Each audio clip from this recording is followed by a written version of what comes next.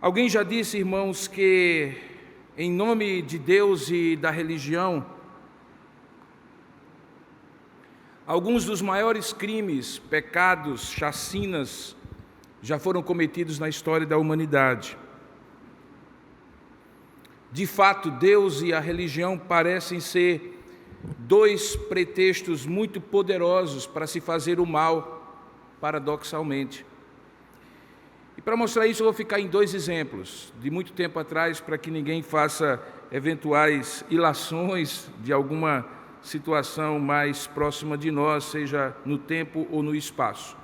Na noite do dia 23 para 24 de agosto de 1572, portanto, há pouco tempo atrás, comemorando mais um século, os sinos da Catedral de Saint-Germain fizeram um prenúncio em Paris do dia de São Bartolomeu, que naquela época já era considerado um mártir. Na noite daquele dia de São Bartolomeu de 1572, os membros da Igreja Católica, alguns católicos romanos, massacraram os chamados calvinistas franceses, que tinham por nome huguenotes. Somente em Paris, cerca de 3.000 protestantes foram exterminados naquela noite. A violência, no entanto, estava espalhada por todo o país e o número de huguenotes mortos foi de dezenas de milhares, não se sabe, alguns falam de 15.000 até 150.000 huguenotes. Poucos dias antes, no entanto, o ambiente era muito calmo na França.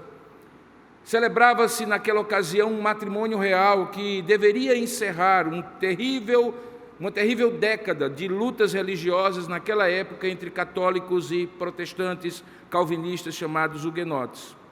Os noivos naquele casamento eram Henrique, rei de Navarra e chefe da dinastia dos huguenotes, e Margarida Valois, princesa da França, filho do falecido Henrique II e de Catarina de Médici. Margarida era irmã do rei Carlos IX, e alguns milhares de huguenotes de todo o país, a nata da nobreza francesa, foram então convidados para as festas de casamento ali em Paris. Mas ali era uma armadilha sangrenta que se constataria mais tarde. A guerra entre católicos e protestantes predominou na França durante anos, infelizmente dando um terrível testemunho para aqueles que não eram cristãos. Havia assassinatos, depredações e, pasmem vocês, até mesmo estupros por motivação religiosa. E a grande questão é, será que um casamento agora seria capaz de fazer com que tudo aquilo fosse esquecido? Como o noivo era protestante, o casamento não foi realizado na Catedral de Notre-Dame. Ele não poderia entrar lá e também não assistiria à missa, caso pudesse. E então, diante do portal ocidental da catedral, foi construído um palco sobre o rio Sena. Ali haveria de se celebrar o casamento. Quando perguntado se aceitava aquele noivo como seu legítimo esposo, Margarida não acenou, ou melhor, não respondeu com um sim, mas apenas acenou com a cabeça. Como era comum naquela época, o casamento não tinha motivação apenas conjugal, mas uma motivação política, e naquele caso, uma motivação política misturada com a motivação religiosa. Naquele século XVI, o século da Reforma, o maior esteio da França não era a política, era a igreja, não era o rei, era o Papa. E, de certa maneira, o ambiente ali na França estava inteiramente infiltrado por questões que misturavam política e igreja, fé e religião, junto com poder e pujança. Uma reforma do clero significaria, naquela época, o acolhimento do poder de príncipes, e ali nós estamos iniciando um processo que depois vai dar no fim do feudalismo, no começo dos Estados nacionais. A gente estuda isso em história. A linhagem predominante na França, os Guise, observavam, no entanto, com profunda desconfiança aquela cerimônia ao lado da Catedral de Notre-Dame. O casamento que havia sido realizado e mandado ser realizado por determinação da poderosa rainha-mãe Catarina de Médici, que era uma mulher fria, detentora de um marcante instinto de poder, começaria em instantes. Ao final dela, um pouco de dias depois da cerimônia, o almirante calvinista Coligny, que também está ligado à história do Brasil, sofreu um atentado em rua aberta. Saiu daquele atentado com ferimentos leves. Mas aquilo deu uma desconfiança aos huguenotes de que havia uma conspiração e aquele casamento supostamente feito para apaziguar era uma armadilha. Aquela trégua frágil estava então a perigo. Mesmo o casamento não seria capaz de consegui-la. O casamento era parte de um plano preparado a longo prazo, na verdade. Carlos, o rei que os historiadores dizem que tinha um olhar de louco, ficou furioso ao saber do atentado a Coligny, que era seu conselheiro e confidente. E então a facção católica da França espalhou o boato que os huguenotes estavam planejando uma rebelião para vingar-se do atentado contra Coligny. O rei Carlos, por sua vez, pressionado por sua mãe Catarina, cedeu finalmente à ordem de executar Coligny e exigiu um trabalho completo. Já que era Coligny que tinha que morrer, não deveria sobrar nenhum só huguenote que pudesse acusá-lo posteriormente do crime. Coligny então foi assassinado com requintes de crueldade naquela noite de São Bartolomeu, e com ele milhares de pessoas que professavam a mesma fé.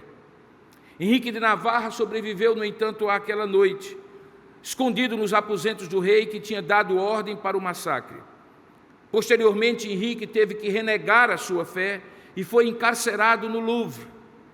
4 anos mais tarde, ele conseguiu fugir, retornou ao seu reino na Espanha e, anos depois, voltou subindo ao trono francês. Henrique, que era católico, permaneceu católico, mas irmão espiritual dos huguenotes, e aí concedeu-lhes, depois do massacre, a igualdade de direitos através do chamado Edito de Tolerância de Nantes.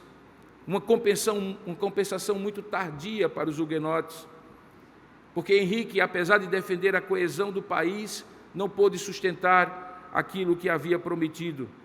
A França não se dividiria em 2 países, um huguenote e outro católico, mas nunca mais aquela coesão francesa poderia ser vivenciada. Um outro exemplo também é a chamada Guerra dos 30 Anos, que entre 1618 e 1648 aconteceu na Europa, um conflito que marcou a transição definitiva do feudalismo para a Idade Moderna. A Guerra dos 30 Anos, irmãos, que talvez alguns já ouviram falar na história, envolveu uma série de países, mas em volta da Alemanha a grande questão era as disputas religiosas que ainda eram resquícios da Reforma Protestante do século XVI.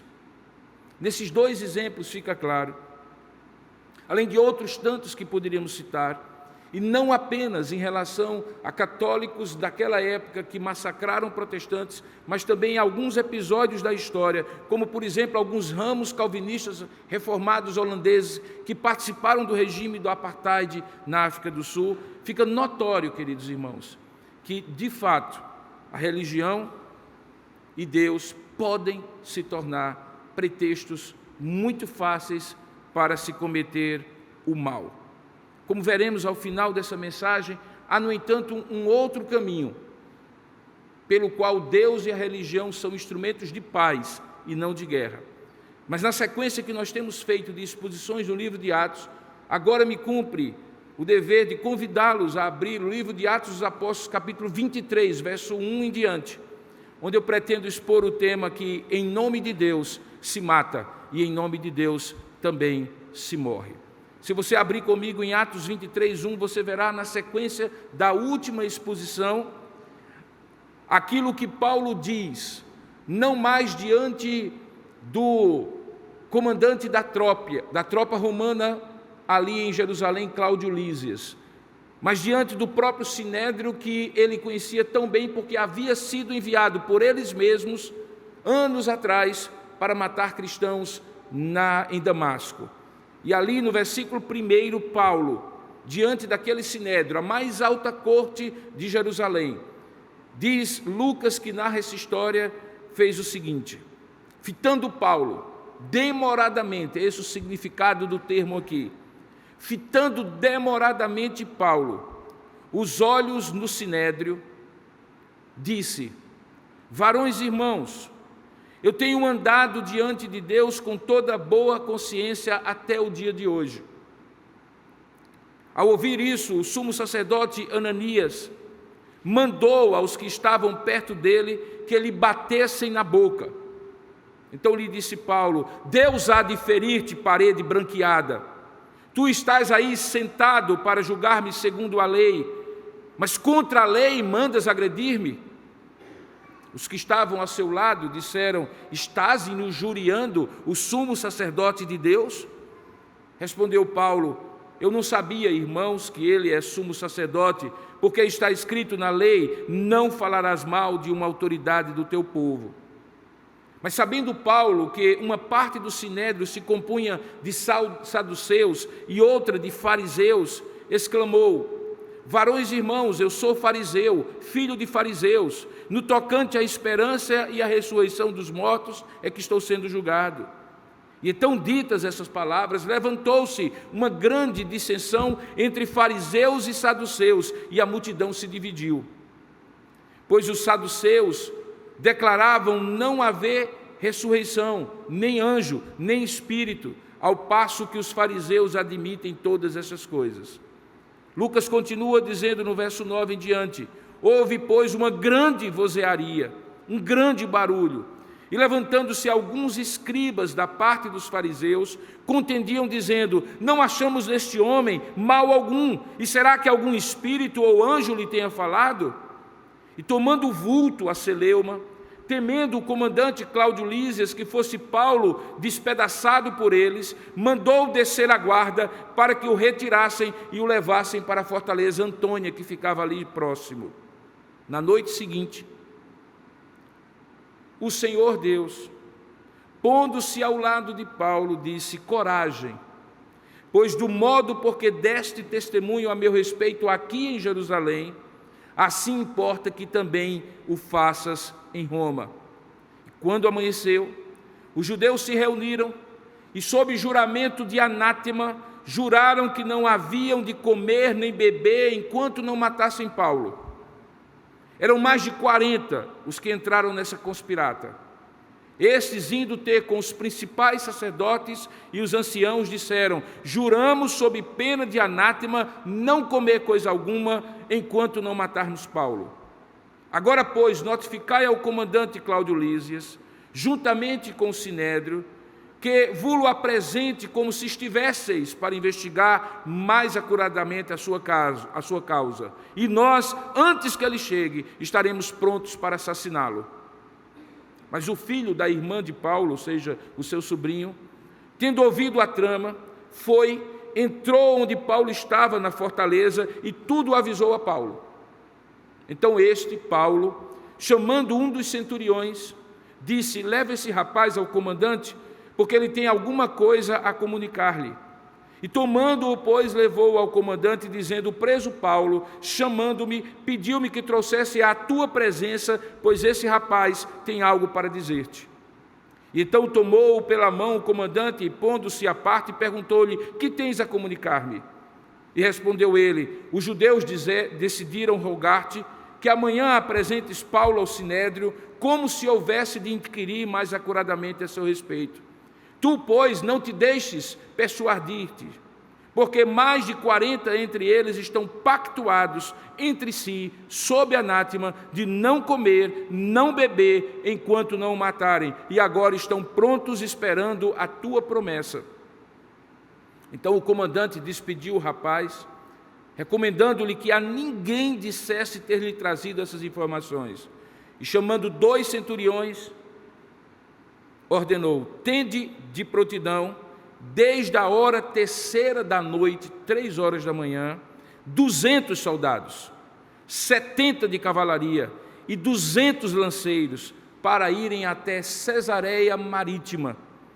Preparai também animais para fazer Paulo montar e ir com segurança ao governador Félix.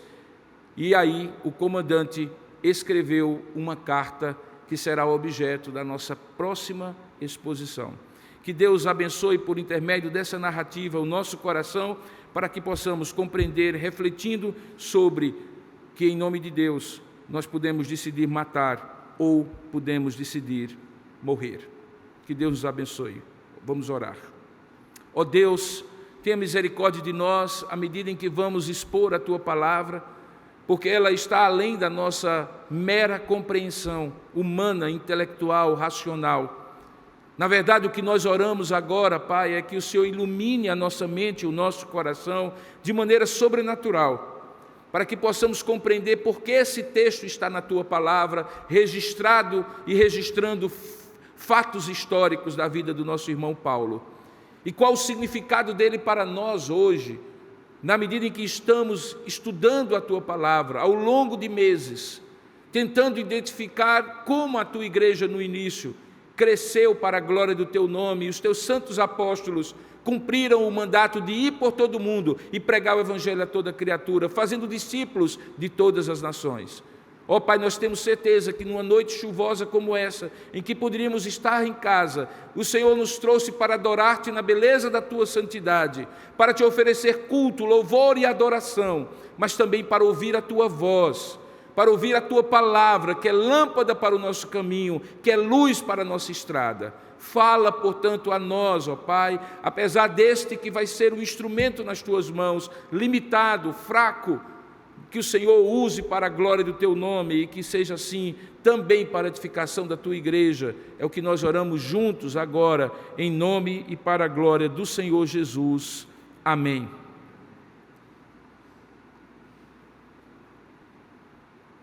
Nesse episódio, irmãos, Paulo estava exatamente no mesmo lugar onde 20 anos antes ele tinha participado do martírio de Estevão.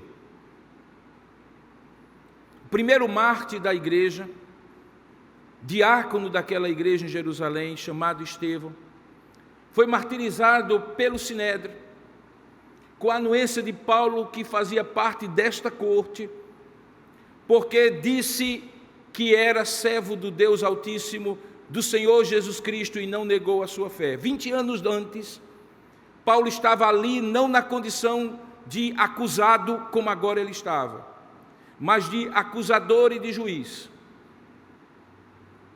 Um pouco menos do que esse tempo, Paulo tinha saído desta mesma corte para a cidade de Damasco com cartas precatórias desta corte, para arrastar prisioneiros entre os discípulos de Jesus e trazê-los manietados para Jerusalém, e ali eles serem possivelmente assassinados, possivelmente martirizados. Agora, a coisa tinha invertido completamente, e após tantos anos, viagens missionárias por toda a Ásia, por grande parte da Europa, pregando o Evangelho, proclamando o Evangelho, plantando igrejas, discipulando pessoas, o velho apóstolo volta a Jerusalém na condição de acusado. E como eu falei já algumas vezes, a história e a trajetória de Paulo diante dos julgamentos que ele começa agora a enfrentar é muito semelhante à história e à trajetória do próprio Senhor de Paulo, o Senhor Jesus Cristo, também julgado em Jerusalém, também julgado por esse Sinédrio. Até mesmo os procedimentos e os processos, a maneira cruel, ilegal e injusta pela qual Jesus foi julgado, crucificado e morto, é repetido em relação a Paulo. Paulo estava naquele momento consciente de que aquela afirmativa que ele tinha feito no capítulo anterior, capítulo 21, verso 13, que ele estava disposto a morrer por Jesus em Jerusalém, que depois daquele sonho que esse texto registra, de que ele tivesse coragem, continuasse firme, porque ainda não tinha chegado a hora do seu martírio, ele ainda não havia sido marcado no tempo e na história por Deus para morrer em Jerusalém, mas seria levado até Roma. Paulo tinha certeza que aquele julgamento, embora não o levasse à morte, também poderia produzir sobre ele um grande mal. Mas ele, muito mais abstraído da questão pessoal, Paulo se posiciona diante desse julgamento que não é diante de uma corte romana ou diante de um comandante da guarda, como tinha acontecido da outra primeira vez, mas diante da própria corte religiosa, o Sinédrio, que era a corte civil, penal e religiosa suprema de Jerusalém e de Israel. Paulo entendia que aquele testemunho que ele precisava dar, como eu falei pela manhã, em forma de defesa ou de defesa em forma de testemunho, precisava ter dois alvos. O primeiro, deixar claro quem e por que ele era o que ele era e fazia o que fazia.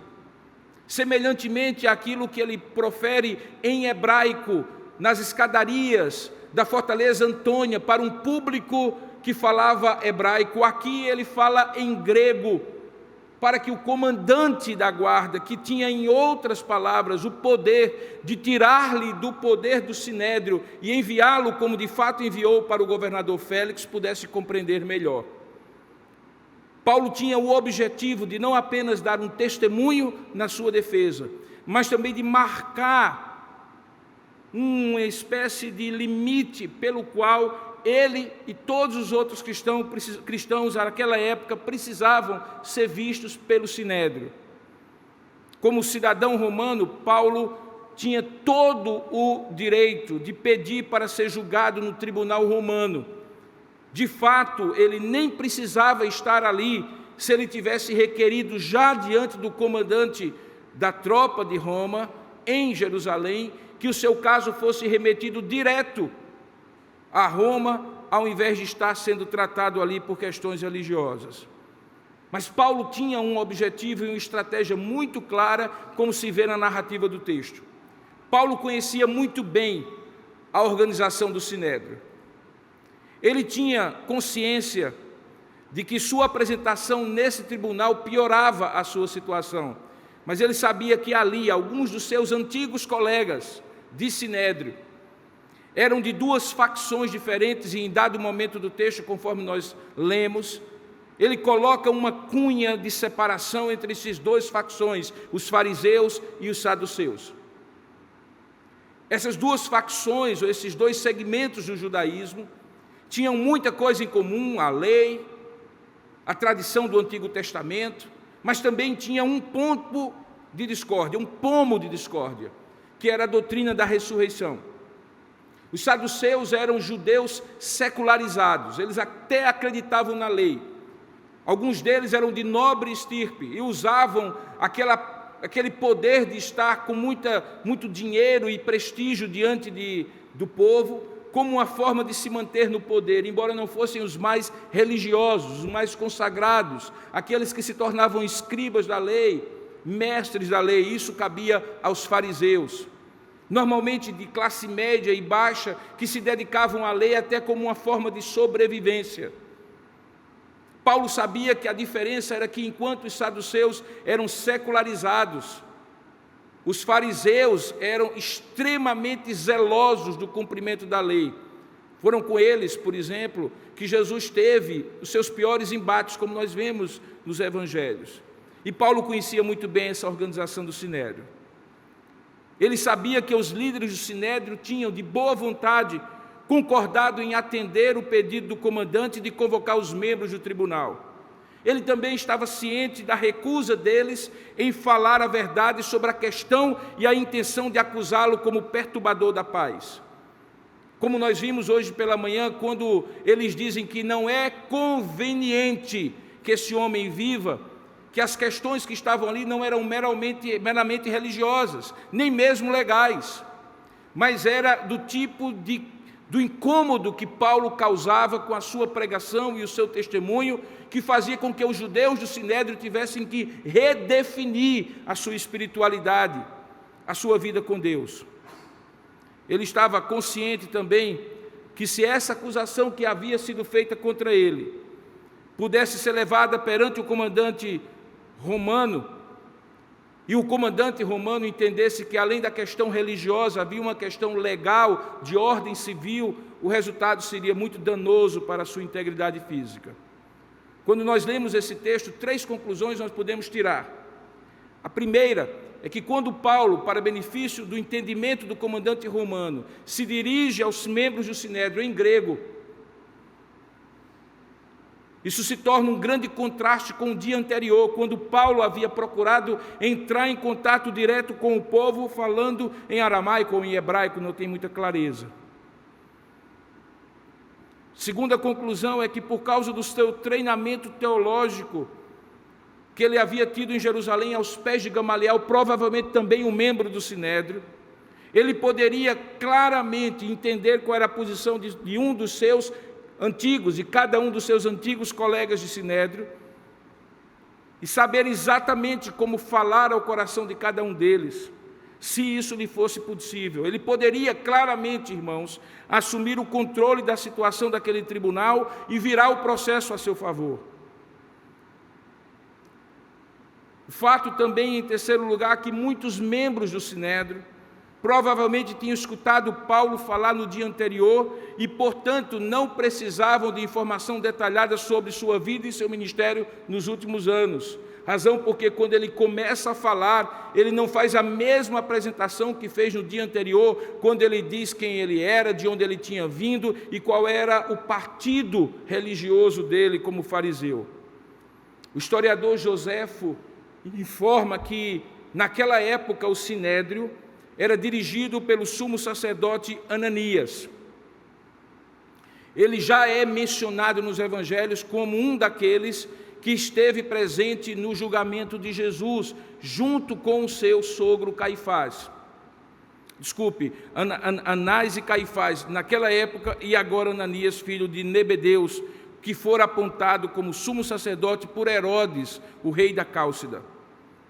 Uma década antes ele havia assumido aquela posição e ele ocupou o cargo do sumo sacerdote até o ano 59 depois de Cristo, e conhecido pela sua má fama e violência, rico e influente, a sua ganância o tornou impopular junto ao povo, a ponto de no ano 59 o rei Agripa o depor e assassinos o matarem em setembro de 66 durante a chamada revolta judaica. O que, no entanto, é preciso enfatizar hoje, e talvez seja a mensagem de Deus para nós hoje, é que quando nós olhamos a maneira como Paulo se dirige e aquilo que ele fala no texto que nós acabamos de ler, fica muito claro esse intento de Paulo de usar mais uma vez a apologia ou o seu testemunho como uma apologia, como uma defesa. Mas há alguns detalhes que são diferentes. O primeiro deles é que Paulo apela, já no verso 1, veja aí, não para a sua retrospectiva religiosa, para o seu pedigree religioso, para o fato dele ser fariseu de fariseus, como argumento para que ele tivesse o respeito daquela corte, como ele havia feito no dia anterior nas escadarias das fortalezas de Antônia. Veja que ele diz no verso 1 que, fitando Paulo os olhos do Sinédrio, ele se dirige àqueles irmãos dizendo: varões e irmãos, eu tenho andado diante de Deus com toda a boa consciência até o dia de hoje. O apelo que Paulo faz não é um apelo religioso, no sentido de dizer, eu sou judeu e do ponto de vista da lei eu devo ser respeitado por essa corte. Mas eu sou um homem que diante de Deus, espiritualmente, tem uma boa consciência até o dia de hoje. Naquele momento, Paulo já estabelece uma pequena diferenciação que faz uma grande diferença. Que é possível você distinguir de maneira muito clara a sua vida religiosa da sua vida espiritual, não porque elas são contradizentes necessariamente, mas porque elas podem ser concorrentes dos seus afetos mais íntimos e da sua piedade e da sua devoção na vida.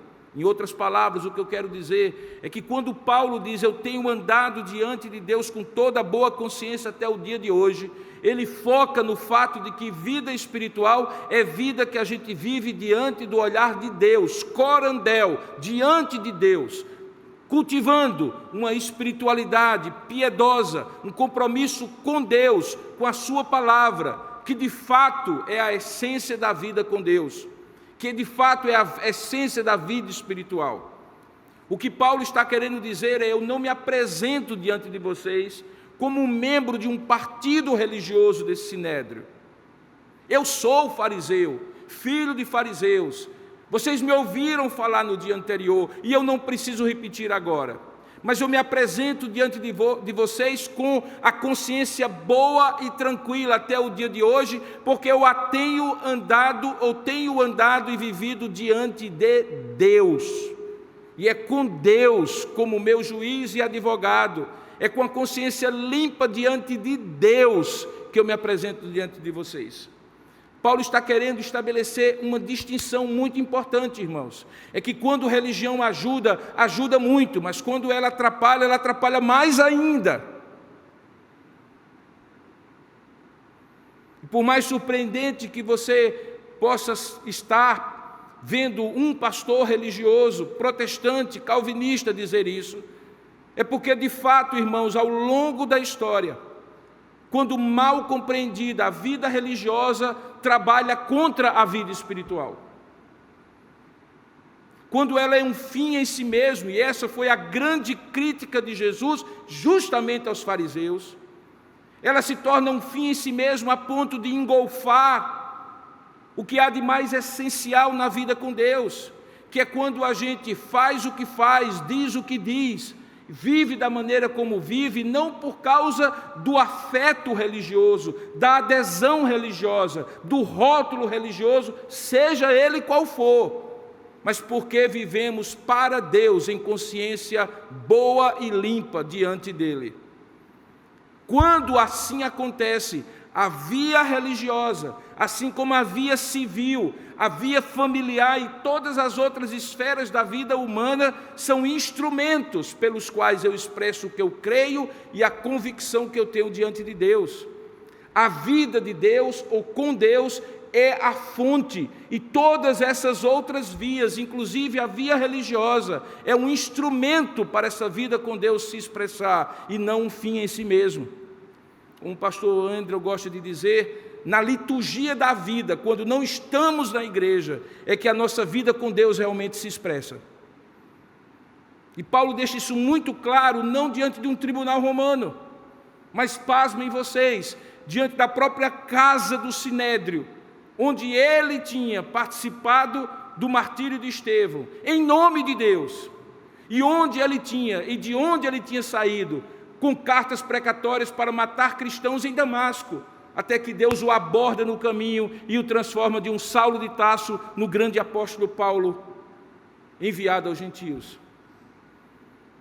A crítica não é simplesmente aquela mesma que nós ouvimos por aí, de que toda religião é falsa, é hipócrita, que toda religião deveria ser defenestrada da face da terra. A crítica que Paulo estabelece aqui é que se você, como um irmão em Cristo, ou aqui no caso dos irmãos judeus dele, diante de Deus, reunidos no tribunal para falar em nome de Deus, não tinham consciência de que estavam andando diante de Deus como ele estava, com toda a boa consciência, até aquele dia, eles poderiam, em nome de Deus, matar, e matar injustamente, inclusive a ele e a outros que viessem com ele. Perceba que há uma sutil, mas importante diferença. Paulo está falando como um homem religioso que ele era, a homens religiosos, mas a ênfase dele é sobre vida com Deus. E por que ele faz isso? Por que ele não faz isso em outros ambientes, mas faz ali naquele lugar? Porque naquele lugar, ao longo do tempo de sua vida, muitas ordens tinham sido dadas em nome de Deus, que matavam em nome de Deus, que cometiam injustiças em nome de Deus.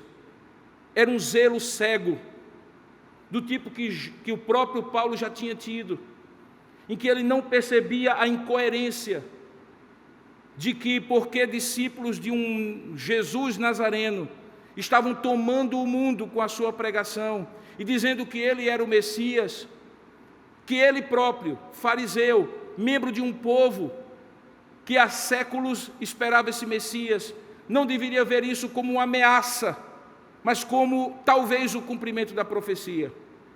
Mas como o próprio Evangelho de João diz, quando Jesus vem para os seus e os seus não recebem porque não conseguem conceber a pessoa de Jesus como cumprimento da esperança, e sim como ameaça à esperança deles. E quando a religião percebe as coisas como ameaça e não tem a tranquilidade de proclamar a verdade em paz de espírito, sabendo que a verdade sempre prevalecerá e contra a verdade nada será possível fazer, ela apela para a violência, como aquela corte estava apelando. E Paulo sabia disso. Por isso que o primeiro apelo era aos afetos mais espirituais daqueles homens, se porventura houvesse. Paulo faz uma aposta, irmãos, de que homens religiosos como esses não tinham sido encapsulados pela religiosidade, não tinham sido tornados com uma crosta grossa de inconsciência e insensibilidade por aquilo que eles mesmos criam. Era uma aposta arriscada. Talvez Paulo já sabia que aquela aposta não prevalecia, porque pouco tempo antes o próprio Senhor de Paulo estava lá, sendo crucificado de maneira injusta por aqueles mesmos homens, alguns que depois, antes deles, estavam ali sentados no sinédrio. Mas Paulo fez questão de marcar isso, e eu particularmente entendo, como historiador do Novo Testamento, que Paulo faz isso para que nos tempos vindouros as pessoas entendessem, inclusive na época de hoje, mas principalmente aqueles que haveriam ler como os leitores originais desse livro, que todas as vezes que a religião toma lugar da espiritualidade, ela pode matar em nome de Deus, e a opção de matar em nome de Deus é uma opção sempre muito perigosa, porque a gente coloca Deus como justificador dos atos humanos cruéis e injustos que cometemos. Perceba um segundo aspecto que eu gostaria de chamar a sua atenção. A partir do verso 2 acontece um episódio que alguns críticos do Novo Testamento dizem ter sido impossível de acontecer, e que é a criação de Lucas. Obviamente que esses críticos de matiz mais liberais não compreendem, não aceitam que a palavra de Deus foi inspirada por Deus, fidedigna, autoritativa e crível. Eu prefiro entender que uma situação absolutamente excepcional está acontecendo aqui. Nós temos um sumo sacerdote, chamado Ananias, que na primeira frase daquele que é acusado, remetido pelo comandante da guarda para ser ouvido perante o sinédrio, e sem que ele apresente nenhum argumento que possa ser destruído ou eventualmente favorecido, diz o verso 2, que o sumo sacerdote, de maneira liminar, de maneira autoritária, manda que aqueles que estavam perto dele lhe batessem na boca. Se você prestou bem atenção quando eu disse que há semelhanças entre o que Paulo está vivendo e o que Jesus está vivendo, você precisa ir comigo para o texto de João capítulo 18, verso 22 e 23. Se você abrir a sua Bíblia lá, você vai ver uma coisa muito parecida com essa. É quando Jesus está diante do sinédrio no seu julgamento, tempos antes desse julgamento de Paulo. Se você abrir, você verá, por favor, projete, João capítulo 18, 22 e 23, para os que eventualmente estão sem a Bíblia. Vendo Jesus, ou vendo aqueles que ali estavam, que Jesus havia dito algo, diz o texto, que um daqueles homens que estavam ali, é esse texto mesmo, João capítulo 18, verso 22, um daqueles guardas que estava ali, bate na boca de Jesus, como agora, semelhantemente, também aqueles que estavam ali ao lado de Paulo batem na sua boca. E diz o texto que um daqueles guardas que ali estava e que deu uma bofetada em Jesus, faz isso, porque supostamente Jesus havia falado algo que contrariava ao sumo sacerdote. Por favor, projete o versículo anterior, Alessilda, o versículo 21, por favor. O sumo sacerdote havia interrogado Jesus, e a única coisa que Jesus responde para ele é: por que me interrogas? Pergunta aos que ouviram o que eu lhes falei, eles bem sabem o que eu disse. E só por causa desta frase, de não responder diretamente ao sumo sacerdote lá no julgamento de Jesus, aí no verso 22 é dito por João que alguém bate na boca de Jesus e lhe diz: é assim que falas ao sumo sacerdote? Agora, tempos depois, voltando agora para Atos capítulo 23, você encontra Ananias, que mal Paulo começar a falar, diz o texto, que ele manda que alguém perto de Paulo, veja aí o verso 2 do capítulo 22 de Atos, lhe batessem na boca. O que é que há de comum entre o julgamento de Jesus nesse aspecto e o julgamento de Paulo nesse aspecto? É que todas as vezes que a religiosidade toma conta da espiritualidade, ela dá oportunidade para líderes que não são líderes conforme o coração de Deus, são líderes que são autoritários, e autoritários em nome de Deus e da religião. Uma das coisas mais bonitas do protestantismo, irmãos, é a possibilidade do livre exame da Escritura. O livre exame da Escritura faz com que a palavra desse pastor que está sendo emitida desse púlpito seja examinada por vocês, alguns dos quais eu vejo abrindo a Bíblia, anotando e conferindo o que eu estou dizendo.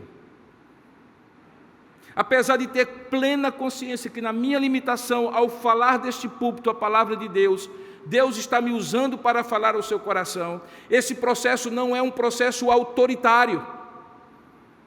É um processo que permite que você examine a Escritura, concorde e discorde daquela maneira como eu estou expondo a Escritura para você. Eventualmente questione uma ênfase que eu estou dando e que eu poderia dar em outro sentido. Isso é típico daquilo que nós chamamos de livre exame da Escritura. Algo que é oposto àquele dogmatismo autoritário de que alguém diz que falando em nome de Deus, fala quem pode, obedece quem tem juízo. E é isso que Ananias faz. Quando manda bater na boca de Paulo, ele está dizendo: eu não quero ouvir. E quando alguém que deveria ouvir em nome de Deus não quer ouvir, ele se torna autoritário. Eu vou dar um pequeno exemplo, contando uma confidência. Os irmãos sabem que eu estou fazendo essa exposição de Atos ao longo de meses. E sabem que desde quando eu expus os 4 evangelhos, antes dessa exposição, até como uma forma de aproximação com vocês como público, e principalmente com o público mais jovem, eu comecei a dar nomes de temporada e episódios às exposições. E comecei a dizer: nós estamos na temporada tal e no episódio tal. Na verdade, o pastor está usando isso apenas como um recurso didático, porque é claro que é uma sequência de capítulo a capítulo que eu estou expondo. Mas sabendo que hoje nós vivemos uma época em que as pessoas acompanham séries que têm temporadas e que têm episódios, talvez essa seja uma forma de fazer com que o público mais jovem se encante com essa sequência, que para alguns pode se tornar cansativa. Eu sei. Talvez hoje à noite, numa noite chuvosa, você disse assim: eu gostaria tanto que o pastor pregasse que Jesus é amor, que Deus é amor, que Ele vai me abençoar na segunda-feira, fazer pagar minhas contas, meus boletos, curar meu filho que está doente, assim, uma série de coisas, e de repente ele vai na mesma sequência, e novamente ele vai falar de Paulo, e novamente ele vai falar de julgamento, e novamente ele vai falar de missão.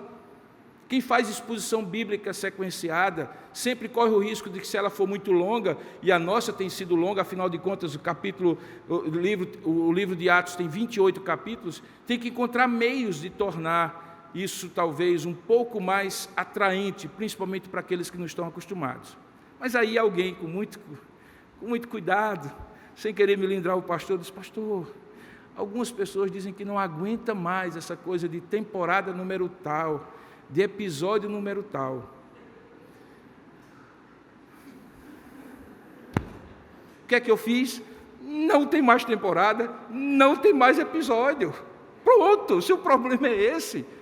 Eu não disse: na minha igreja, quem quiser temporada, fica. Quem quiser episódio, fica. Quem não quiser, vai procurar a igreja de outro. Isso seria autoritarismo. Mas o pior autoritarismo não é quando o autoritarismo é na forma do modelo, da casca, da apresentação. Quando essa igreja surgiu, que nós fizemos uma opção por sermos uma igreja informal, em que excepcionalmente os pastores e os oficiais usam paletó e gravata, como alguns viram ontem, ou melhor, domingo passado, e que até disseram, ficaram tão bonitinhos, todos de paletó e gravata. Não é que nós estamos dizendo que usar paletó e gravata ou toga é menos importante ou menos sagrado do que a opção que nós fizemos. Na verdade, talvez fosse até o contrário, porque aqui eu estou parecendo tudo, menos um pastor. É uma opção. Mas quando o autoritarismo, queridos, fica só na forma, ainda é algo que a gente tolera. Mas no caso dele, era um autoritarismo no conteúdo. Ele estava quebrando a lei que ele havia julgado, ou melhor, jurado diante de Deus como sumo sacerdote que cumpriria a lei. Ele estava dando um mau exemplo de usar a lei em seu favor, decidindo cumprir ou não cumprir, quebrar ou não quebrar, para supostamente fazer alguém cumprir a lei. Veja que é exatamente isso que faz com que Paulo fique indignado. No verso 3, diferentemente do seu Senhor, Paulo não fica calado como Jesus ficou no seu julgamento. Ele vai para cima e diz assim: Deus há de ferir-te, parede branqueada. E não era porque Ananias era albino, não, era porque parede branqueada significava que Ananias era um hipócrita, um sepulcro caiado, que estava limpo por fora, mas por dentro era verdadeiro túmulo. A mesma acusação que Jesus faz aos fariseus da sua época. Tu és uma parede branqueada, e veja qual é o argumento que Paulo usa. Tu estás aí sentado para me julgar-me segundo a lei, e contra a lei mandas agredir-me. O que Paulo está dizendo é: que autoritarismo é esse que decide o que da lei pode ser cumprido e usa a lei a seu favor para, supostamente quebrando a lei, me fazer cumprir a lei? Que incoerência é essa? É a incoerência típica do autoritarismo. E é justamente isso que não tem valor nenhum para Deus. Em vários momentos do Antigo Testamento, os profetas denunciavam essa postura, dizendo assim: vós me adorais com palavras e os vossos lábios falam de mim, mas na verdade vocês estão com o coração afastados de mim. E talvez, queridos, uma das maneiras mais insidiosas e perigosas de fazer é quando a gente está tão perto de Deus que se afasta dele. E antes que você não entenda isso, eu disse: é porque você está tão perto de motivos, de temas, de espaços, de liturgias, de costumes, de hábitos, de pensamentos, de filosofias, de ideologias, de pregações, de personagens religiosos, e você assim se considera, e infelizmente essa religiosidade está lhe afastando de Deus. É nesse sentido que os críticos dizem que alguns dos crimes mais hediondos da humanidade foram feitos em nome da religião, em nome de Deus. É quando a religião não ajuda, a religião atrapalha.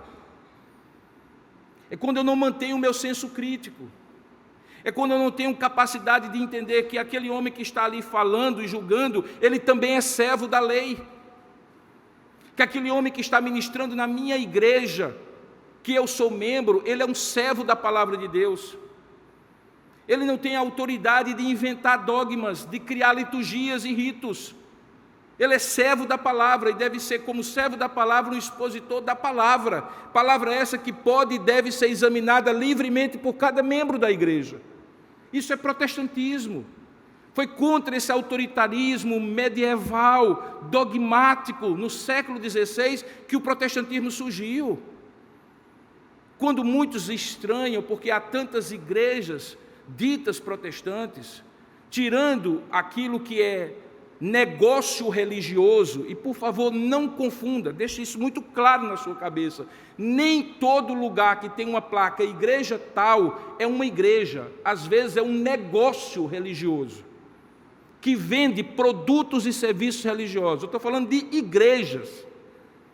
Quando é igreja, não existe uma uniformidade para além do essencial. Se for uma igreja protestante, dirá que a palavra de Deus é a única regra de fé e prática. Dirá que Jesus Cristo é o único Senhor, Salvador e caminho para a salvação. Dirá que a graça é a base para a salvação. Dirá que a fé justifica o homem quando ele confia apenas nos méritos de Cristo. Dirá coisas essenciais, o núcleo será o mesmo. Mas se terá um pastor ou vários pastores, se o regime será episcopal, congregacional, presbiterial, se enfatizará a soberania de Deus ou enfatizará a liberdade do homem, sinceramente, isso está no campo de alguém que tem uma visão protestante da religião, que estabelece o que é essencial e afasta de si dogmas naquilo que não é essencial e, portanto, é capaz de ter uma postura crítica e, por isso, é perseguido por autoritários religiosos de plantão, como era o caso de Ananias. Há, no entanto, um terceiro aspecto nesse texto que eu gostaria de enfatizar. É quando Paulo, no versículo 6, Lucas diz que ele, sabendo que uma parte do sinédrio se compunha de saduceus e outra de fariseus, ele usa uma estratégia de mostrar a incoerência daquela divisão. Irmãos, sinceramente, se eu estivesse naquela época, eu diria: meus irmãos saduceus, me desculpem, vocês são judeus porque nasceram de mãe judia, porque foram criados no judaísmo, mas há muito tempo vocês deixaram de ser judeus, porque alguém que não crê na ressurreição dos mortos não crê na vida espiritual, e nós estamos falando de uma religião baseada numa vida espiritual. Vocês são judeus nominais. Mas convinha que o sinédrio fosse composto tanto de fariseus como de saduceus. E por que convinha?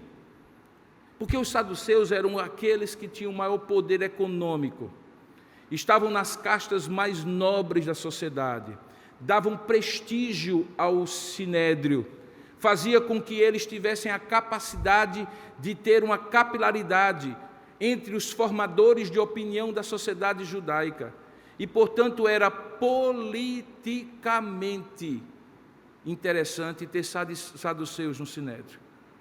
Não era espiritualmente, porque como você haveria de conceber que um judeu saduceu, para julgar questões de vida e de morte, não acreditasse em vida após a morte, não acreditasse em ressurreição, não acreditasse em anjos, não acreditasse na vida espiritual?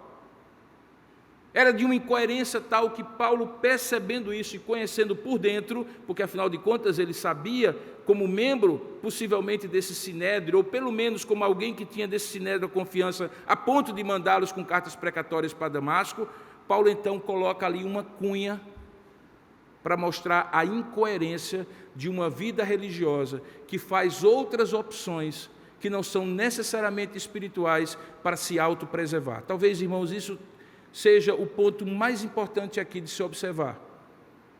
O sinédrio tinha uma postura de alimentar uma manutenção da estrutura religiosa por si mesmo. A essa altura, e já no tempo de Jesus, e eu diria até mesmo um pouco antes de Jesus, quando os judeus voltaram do exílio babilônico, e eles reconstruíram o templo, e começaram a viver de novo na terra prometida, a religiosidade dos últimos 4 séculos do Antigo Testamento, que a gente conhece como período interbíblico, ou período intertestamentário, quando não houve nenhuma profecia, nenhuma manifestação ou revelação de Deus, um silêncio profético, é uma religiosidade de alguma maneira muito secularizada.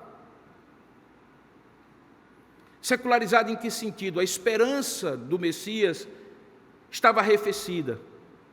É só lembrar que quando João Batista chega no deserto da Judeia, anunciando que o reino de Deus está próximo, a primeira coisa que alguns mandam do sinédrio perguntar a ele: és tu o Messias?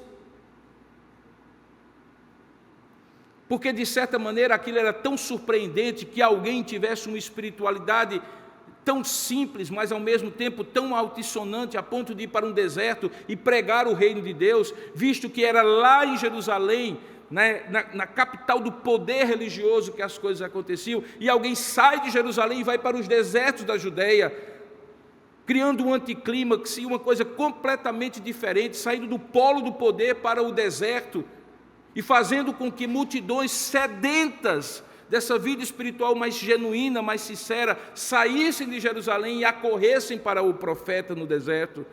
Desde aquela época fica muito claro, e agora ainda mais, que eles mantinham uma postura religiosa de manutenção. A estrutura religiosa tinha se tornado mais importante do que o Deus a quem essa estrutura religiosa deveria servir. A estrutura religiosa tinha se tornado um fim em si mesmo. Havia poder, dinheiro, corrupção. Alguns desses homens do Sinédrio exploravam comércios ao redor do templo. Jesus, quando com o seu azarrogue expulsa mercadores do templo, ele não confronta apenas o pequeno comerciante que vendia por um preço exorbitante, escorchante, aquela oferta que era muito mais barata se tivesse sido trazido pelo pescoço dos recônditos de Israel, mas que pela impossibilidade era usada de maneira exorbitante para cobrar valores que não justificavam, e aquele câmbio de moedas diferentes acabava alimentando um comércio ali. Jesus não confrontou apenas o pequeno religioso, o pequeno comerciante daquele ambiente religioso. Historiadores mostram que alguns daqueles pequenos comerciantes do comércio religioso, na verdade, eram prepostos de alguns dos líderes do Sinédrio. Razão porque nos evangelhos fica muito claro que quando Jesus expulsa, ele confronta não apenas o pequeno religioso, mas também aquele que fazia do comércio, mesmo sendo alguém que sabia que a casa de oração não podia se tornar um lugar de comércio, por ser membro do Sinédrio, por ser sumo sacerdote, por ser escriba, doutor da lei, mas fazia, ele confronta esses poderosos. Por quê? Porque a religião daquela época estava afastada de Deus. E quando uma religião está afastada de Deus, e Paulo coloca uma cunha mostrando que ela mantinha uma estrutura de poder a ponto de ter dentro dela um partido saduceu, espiritual não tinha nada, era só política religiosa, usando o Sinédrio como uma forma de deter o poder econômico e político na sociedade judaica de então. Paulo, na verdade, estabelece uma terceira verdade. É que existe uma esfera, irmãos, que Deus destinou para a igreja. Assim como eu tenho dito e disse domingo passado, que existe uma esfera que Deus destinou para o Estado e suas instituições sociais. E que existe uma esfera que Deus destinou originalmente para a família. E que essas esferas não são autônomas, nem têm poder de interferir uma na outra. Que essas esferas estão debaixo do governo soberano de Deus e cada um daqueles que está numa dessas esferas tem que prestar conta diretamente a Deus. O pai, a mãe e os filhos como família a Deus. O Estado e seus governos, as várias instâncias de poder a Deus. E a igreja em toda a sua administração das coisas espirituais, da proclamação do Evangelho e da manutenção do povo de Deus no caminho do Senhor a Deus. E aqui, quando essa igreja, entre aspas, quando essa religião se torna secularizada e os seus interesses políticos e econômicos sobressaem sobre os seus interesses espirituais, as contradições ficam muito claras, como, por exemplo, ter gente não convertida no Sinédrio, como, por exemplo, ter gente que não acreditava na vida espiritual tratando de coisas espirituais. Como é possível uma coisa dessa? Mas era natural. E por que tinha sido naturalizado? Porque o aspecto político e econômico que os saduceus traziam para o Sinédrio era interessante, até mesmo para os fariseus. E Paulo, de maneira muito sagaz e sábia, coloca uma clava ali e diz assim: deixa eu mostrar a incoerência de vocês. E aí lança uma isca retórica. Lembre, Paulo era um grande retórico, um grande orador, um grande argumentador.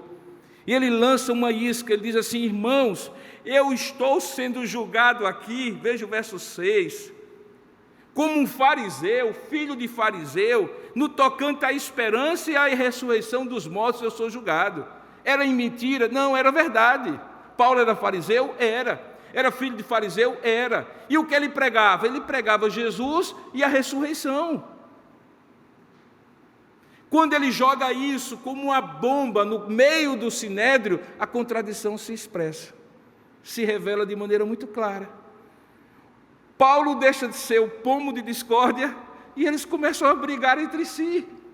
Veja a confusão de que acontece. Verso 7, ditas essas palavras, levantou-se grande dissensão, não mais entre o sinédrio e Paulo, mas entre fariseus e saduceus. Uma divisão interna que estava acomodada quando os interesses eram acomodados, mas que se salienta quando alguém, com a sabedoria de Deus, coloca a incoerência desse autoritarismo religioso que mantém uma estrutura de poder com membros que nem deveriam estar ali porque não eram espirituais nem capazes de julgar as coisas da espiritualidade. Eram apenas religiosos de manutenção. Levantou-se essa grande dissensão e, irmãos, diz o texto que a multidão se dividiu e a coisa foi piorando, a ponto de lá na frente diz que houve um vozerio enorme, verso 9, e que no verso 10 tomou vulto a celeuma, porque a religião, ela tem um poder de gerar, como diria aquele antigo personagem, os instintos mais primitivos no coração humano. As pessoas brigam pela religião, assim como brigam pela política e pelo seu time de futebol. Brigam de maneira louca, de maneira insensata, perdem amizades, amores em casa, relações construídas ao longo do tempo, que são jogadas fora, em nome da religião ou em nome do poder político, social, econômico, em nome da camisa do time, como recentemente nós vimos dentro de uma igreja, 2 irmãos que viviam juntos há mais de 10 anos, um assassina o outro por uma discussão política nesses tempos difíceis que nós estamos vivendo. Como se conceber que um irmão aqui da igreja presbiteriana de Tambaú, que tem um pensamento político diferente do outro, saque uma arma e mate o outro, porque não é capaz de argumentar e ouvir o argumento do outro e viver em paz, fazendo o seu próprio juízo de valor e convicto da sua convicção, dizer o que diz e fazer o que faz, respeitando o outro que diz o que diz e que faz o que faz. Como conceber isso? Porque, infelizmente, irmãos, essa ideia de que, em nome da política, da religião e do time de futebol, nós podemos jogar fora todas as outras coisas, faz parte da grande armadilha da certeza que não consegue ouvir o contraditório. Eu não tenho problema nenhum desde sempre. Muitas vezes fui criticado. Como é possível que você, pastor, seja psicólogo? Como é que é possível que você consiga conceber essas duas coisas? Eu disse, meu irmão, ser pastor e ser psicólogo não são duas roupas que eu tiro e boto. Nunca tive nenhum problema em relação a isso. Sempre soube respeitar aquilo que faz parte do bom exercício da minha profissão, sem abrir mão dos meus valores e crenças, mas entender que um paciente meu não é uma ovelha minha.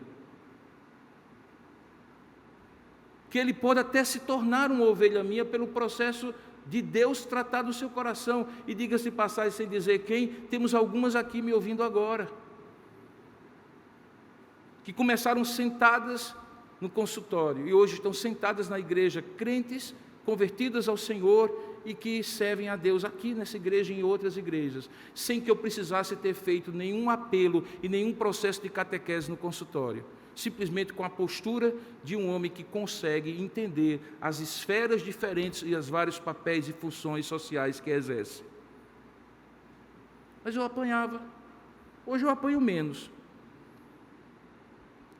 Vivo numa função que tenho que atender segmentos, atender no sentido de ouvir, segmentos que vocês ficariam com os cabelos arrepiados, lidar com pessoas que são hostis à fé, insidiosos muitas vezes, que trabalham contra a minha missão, mas que eu tenho de maneira diplomática de ouvi-las, acolher o que faz sentido como membros de uma comunidade com direitos que tem, numa comunidade universitária de ensino superior, regida por leis desse país, dando a eles o vaso daquilo que eles precisam, mas ao mesmo tempo estabelecendo a nossa identidade como instituição confessional, que não pode abrir mão dos seus valores. Vivo como pastor de uma igreja, que tem opiniões diferentes sobre praticamente tudo, até mesmo se eu devo usar episódio e temporada nas ministrações do meu sermão, e que também não me preocupa, porque se o problema todo fosse esse, seria ótimo. Irmãos, nós vivemos em situações em que, às vezes, as contradições próprias de uma religiosidade cega contra a espiritualidade sadia que Deus nos chamou a viver, são expostas aqui pelo apóstolo Paulo. O fato é que no verso 11, depois de estabelecer esses três aspectos, Paulo recebe um encorajamento da parte de Deus. E é curioso, sabe, irmãos, porque eu gosto muito de ler a Bíblia com um olhar de homem de fé, que olho a Bíblia e creio que isso aqui é um relato sagrado, mas ao mesmo tempo olhando e dizendo assim, perguntando, por que que o Espírito de Deus inspirou Lucas para no meio dessa história colocar o versículo 11? Porque eu sei que foi o Espírito de Deus. Eu não acredito que isso aqui é uma interpolação, um discurso, uma narrativa da igreja, e que, portanto, isso aqui não é a palavra de Deus, foi uma invenção dos apóstolos que queriam dar uma justificativa para o texto. Isso é liberalismo, não sou liberal. Mas, ao mesmo tempo, eu me pergunto, qual o significado de Deus colocar esse verso 11 aqui? Veja o que diz o verso 11. Diz que na noite seguinte, o Senhor, pondo-se ao lado dele, eu gosto muito da Bíblia, porque certas expressões são muito interessantes. Imagina o Sinédrio, aquele tribunal com aquelas cadeiras altas, os juízes da fé de todos ali, que muitas vezes tinham motivações, como eu acabei de demonstrar, nem sempre puras.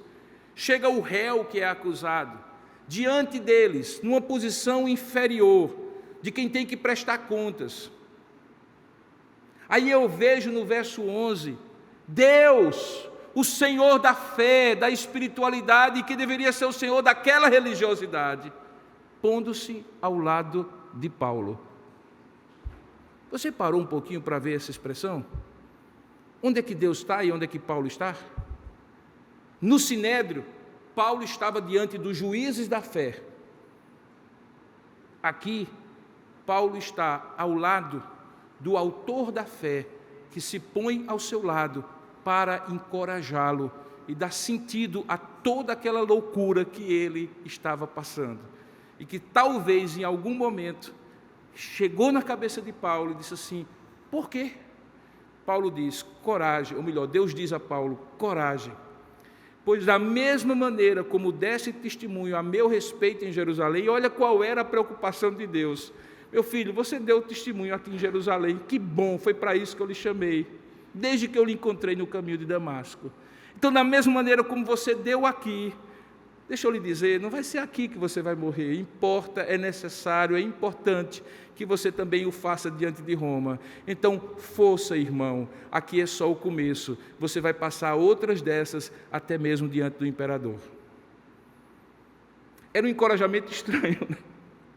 Talvez eu e você disséssemos assim, seria bem melhor que Deus dissesse assim, fique tranquilo, Paulo, eu vou resolver essa bronca, eu vou falar o coração desse povo tão cheio de raiva e crueldade, em meu nome e em nome da religião, e vou liberar você não vai ter que passar por isso, eu vou lhe dar um livramento. Deus disse, não, deixa eu te dar força, coragem, fica firme, não se abata, porque do mesmo jeito que você está dando testemunho aqui, você vai ter que ir a Roma dar testemunho lá também.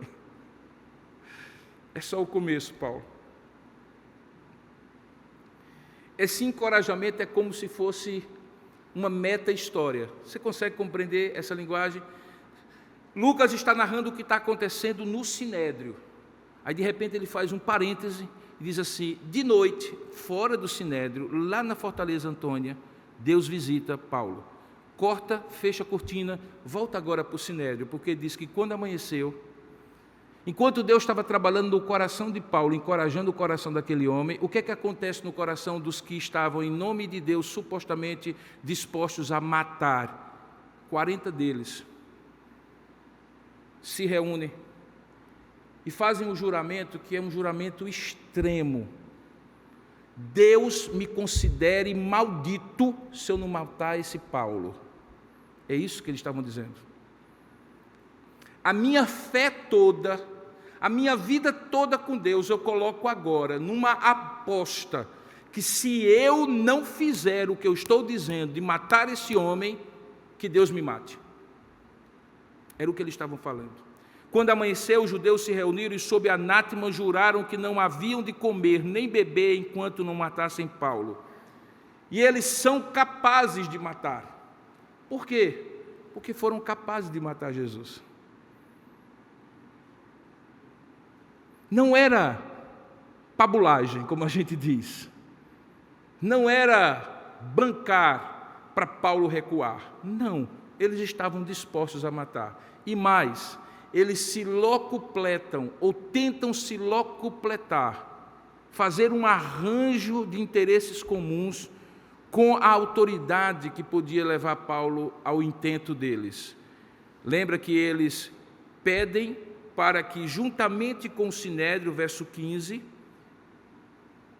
o comandante leve novamente Paulo, dizendo que uma segunda audiência do julgamento seria necessária.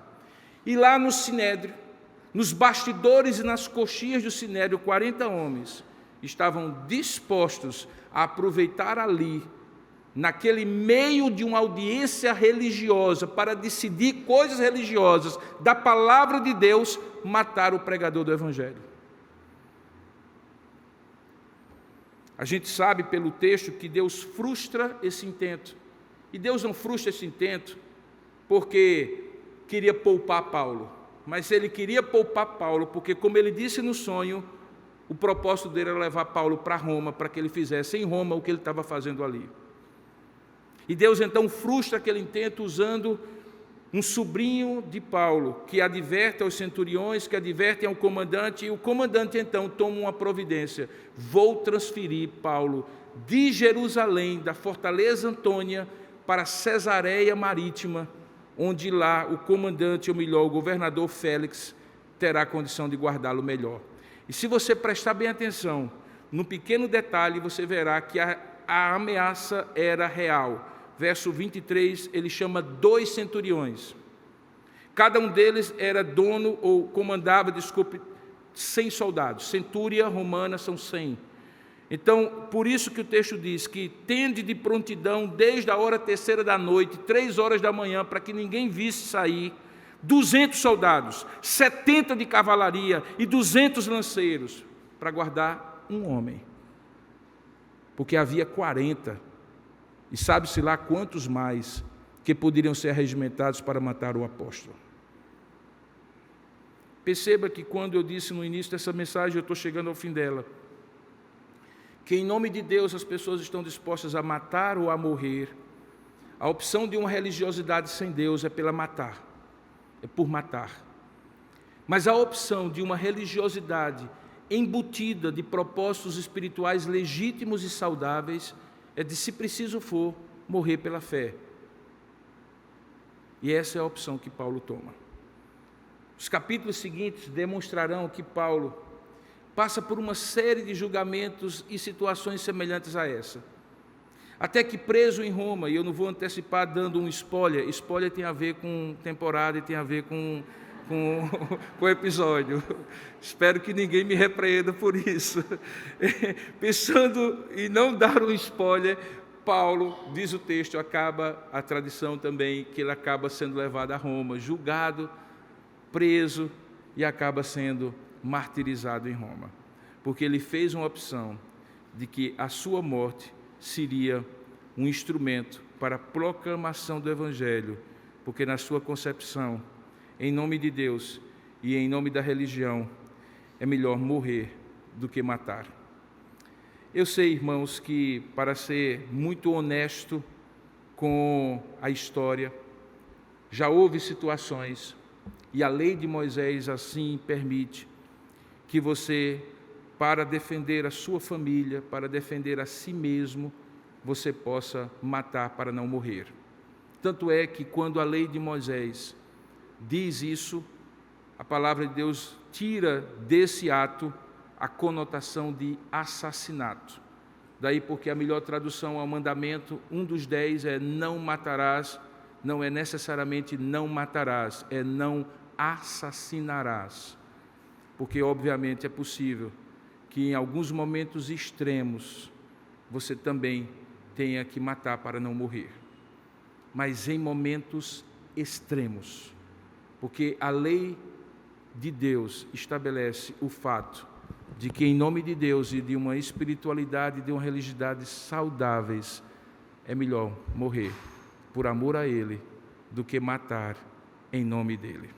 Que Deus nos abençoe e nos ensine essas lições, aplicando-as ao nosso coração.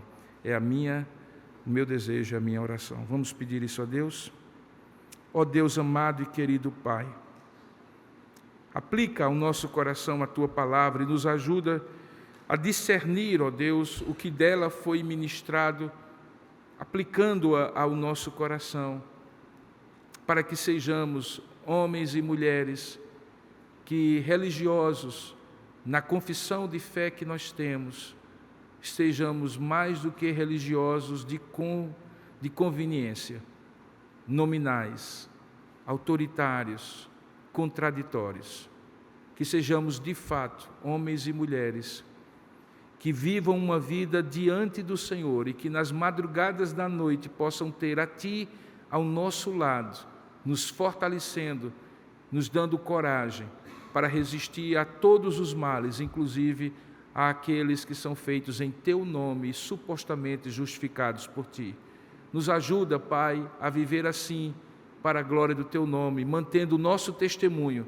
E, se preciso for, que tenhamos que ir a Roma, que assim seja, para morrer por Teu nome.